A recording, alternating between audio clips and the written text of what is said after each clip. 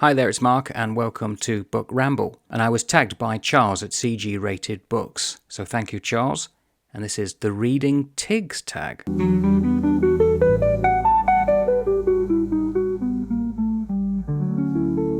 So there's 9 prompts, and I got to tag others at the end. So prompt number 1. Do you only read at a specific time of day?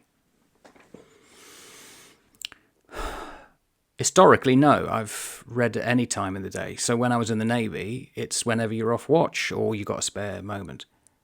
Then when I came out of the Navy into publishing, it was whenever, probably in the evening. Right now, since I've started the channel, I tend to read predominantly when I'm at work. At breaks, lunchtime.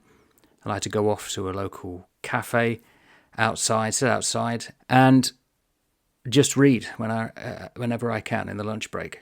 Which is one of the reasons why I have got used to making notes. So I ordered this. Mrs. Beaton's Book of Household Management. Yay! Great book. I remember having it years ago, thinking it's a very odd cookbook. And I've been making notes here just to remind me. So this is the introduction. So I'll just read what I've just ringed here. A cookery book in the middle years of the 19th century inevitably addressed itself simultaneously to several different readerships. The mistress would read it to decide on the day's meals. Why not the master? Okay. And then pass it to her or his cook to follow the detailed instructions for individual dishes. So what I tend to have numerous books on the go at the same time. I find it impossible, all my life, I found it impossible just to focus on one book and read it all the way through. I can probably get away with that if it's a short story. So, for instance, in the Norton Anthology, there's short stories like The Wanderer. There's my notes there, as you can see. And they only run 2 or 3 pages. I could read that in one go. But if it's like Beowulf, or in this case, Chaucer, the Canterbury Tales, which I've yet to come to and reread, I can't do it in one sitting. So I have to make notes. So, and because then I would read something from this, and then continue to read the works of Oscar Wilde, or in this case, the Picture of Dorian Gray, I make notes.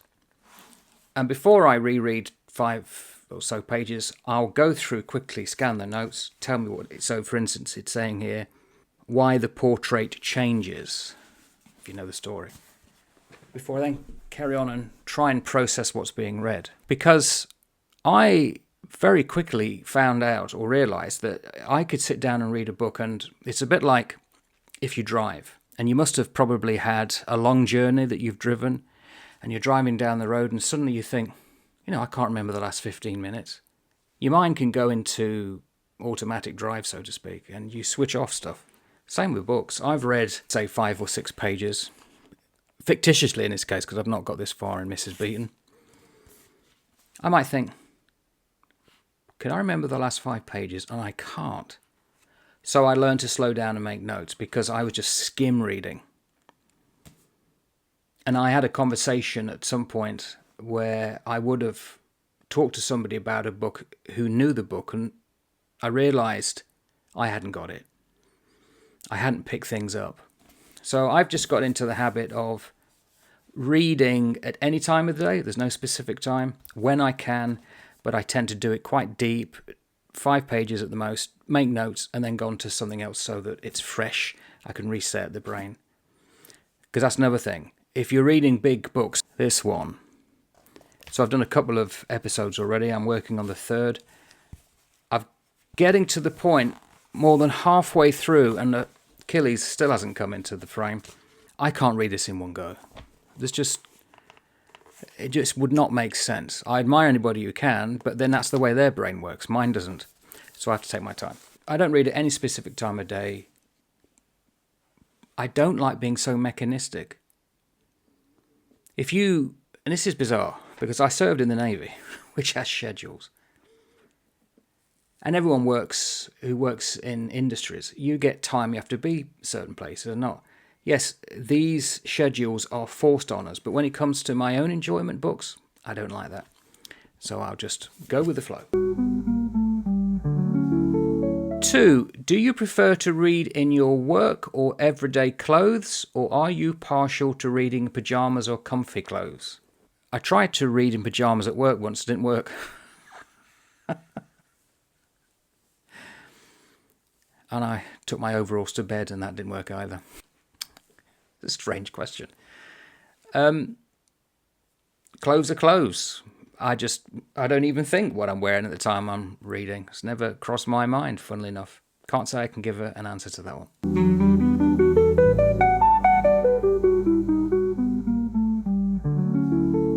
3, what is your favourite reading spot? Couch, chair, bed, outdoors or somewhere else? Don't have a favourite reading spot. At work, it's wherever I can sit down. Or if I go out, there's a couple of 3 cafes I like to go to, get a coffee, sit down and just read quietly.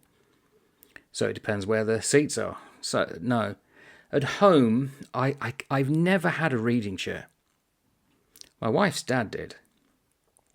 And I know that it's very popular, but I just don't...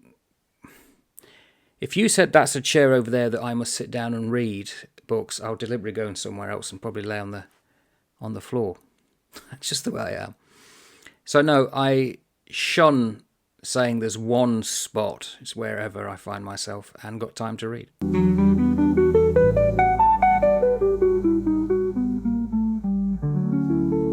4, do you snack while reading, or is this a no-go? No, I don't snack when I'm reading, ever. I snack when I'm playing board games. The wife and I love playing board games. Cascadia, Wingspan, those kind of things. Azul, Calico. And our grandson is increasingly getting involved with us as well, so we put out the snacks.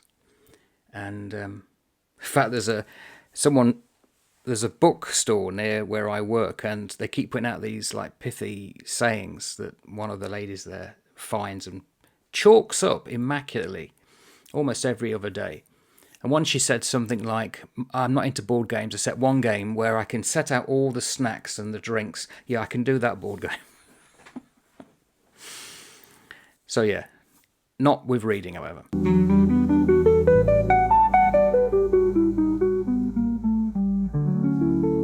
5, do you have or ever peeked at the end of a book, or do you avoid spoilers at all costs? I'm going to reread this one, Casino Royale. I've read it before. Know the story. Can't remember the ending, but I know it's Vesper Lind and Le Chiffre, and it's out in France.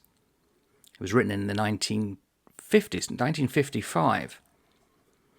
And I think this is from the movie that they had. Well, I do know that because it says on the back.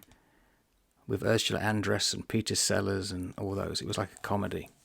Not the one that came out with Daniel Craig. Nothing, therefore, could be a spoiler.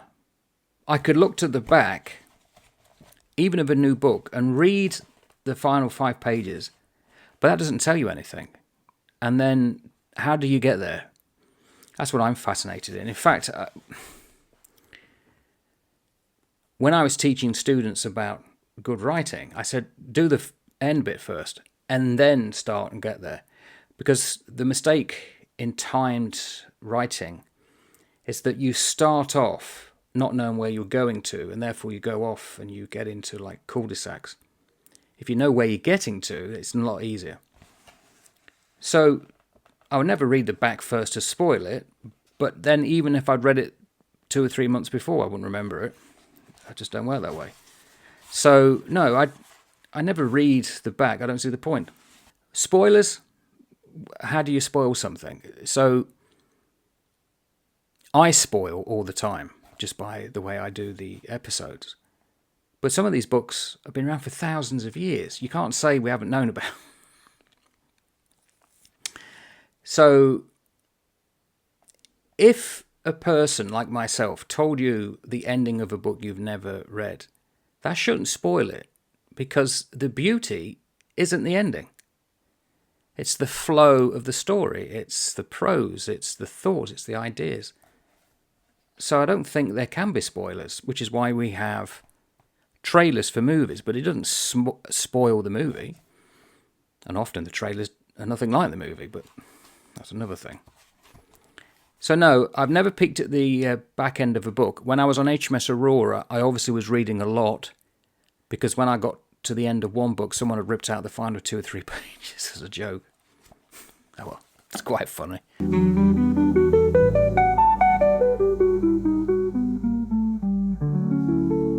6. Do you prefer first-person or third-person narrative, or do you care?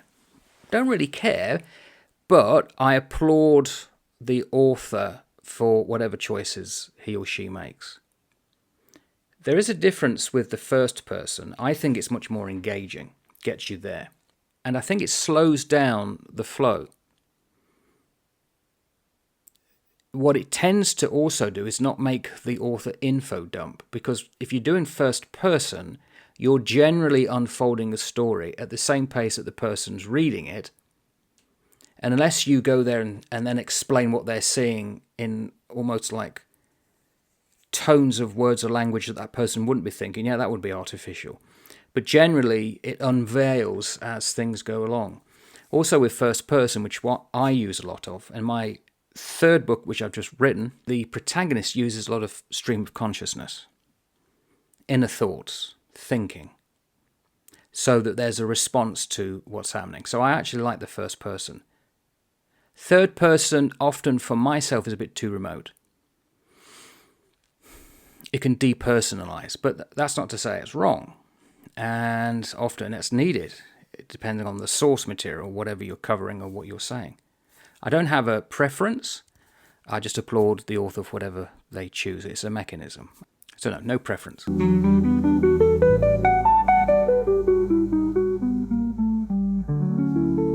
7. Do you read dedications, author notes, acknowledgements, or do you skip those? I'm going to refer back to Mrs. Beeton. There's a wonderful introduction here. It's really good, and it sets the scene very well. That I find as interesting as the book, because Mrs. Beeton is not who we think she is. She died young. She was only 28. And she had a husband who was also writing, and it was part of a book publishing empire, of which they took a lot of portions of the book from other sources to put in here. You can tell because it's written in a different tone, so it's, what's the word now? Polyphonic. There's different voices. There's also, it's also as it's dialogic in that there's different ideas coming through. And one of the pieces refers to the reader as a he, whereas Mrs. Beeton was referring to she. So obviously she didn't write it. Now, that makes it an historical piece to study in its own right, because why was that, and what is being said? But what's interesting is, as I got the book, I was reading at the very beginning that this introduction of various past editions of Mrs. Beeton, because it's never really been out of print, were like Virginia Woolf did it, T.S. Eliot did one version, Graham Greene, have all done introductions to the book. So this is a historical piece for study. I am going to do a couple of 3 recipes from it, but just the way in which it's written and how it's written and who it's for is a fascinating study of history at that time, and with the illustrations. So I'm not personally interested so much in the dedications, but the author notes, yes, definitely the author notes I would read. Not so much the acknowledgements, but the introductions, definitely I would, and so on. It's they're often as interesting as the book itself. I love history, and a lot of the books that I studied and used for source material for my own books, they're a bit dry, but the introductions by authors are, in their own right, are really often as appealing. So yes and no.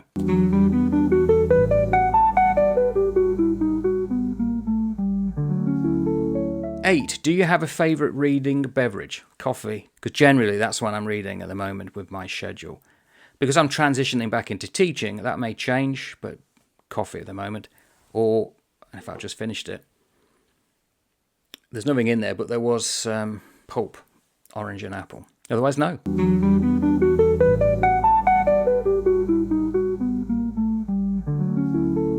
9. How do you decide what to read next? TBR, mood, goals, or random choice? All of these down here, and some you can't see, and out here, they're all to be read.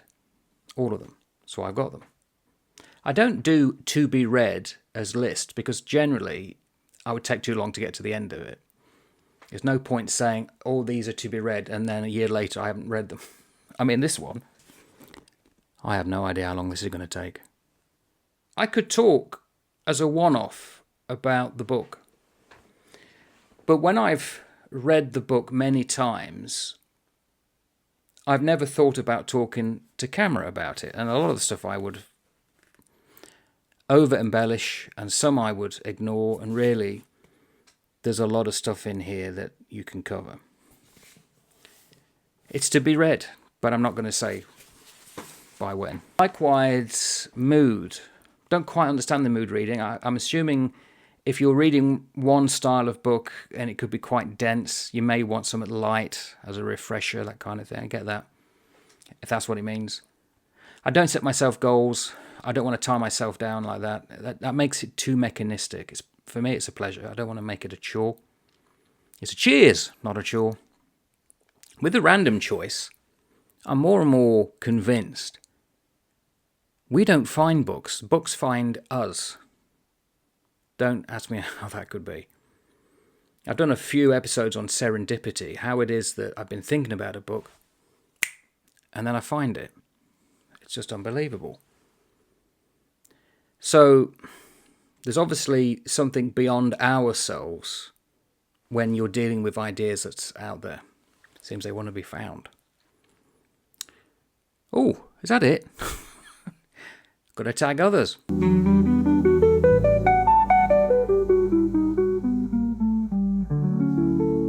Unfortunately, as Charles said, a lot of people with the tags, they've done them.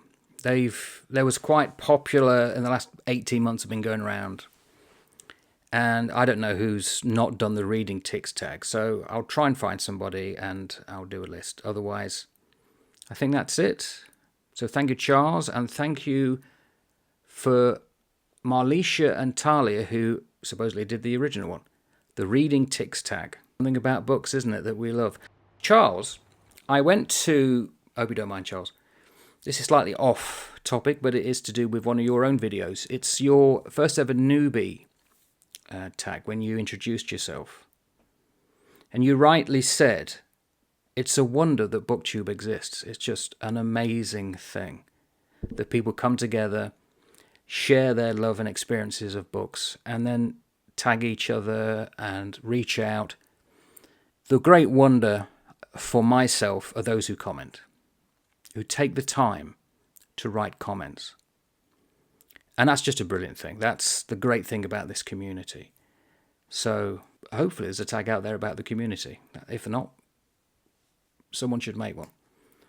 But yeah, you're right, Charles. So thank you very much. Go visit Charles's channel. It's fantastic.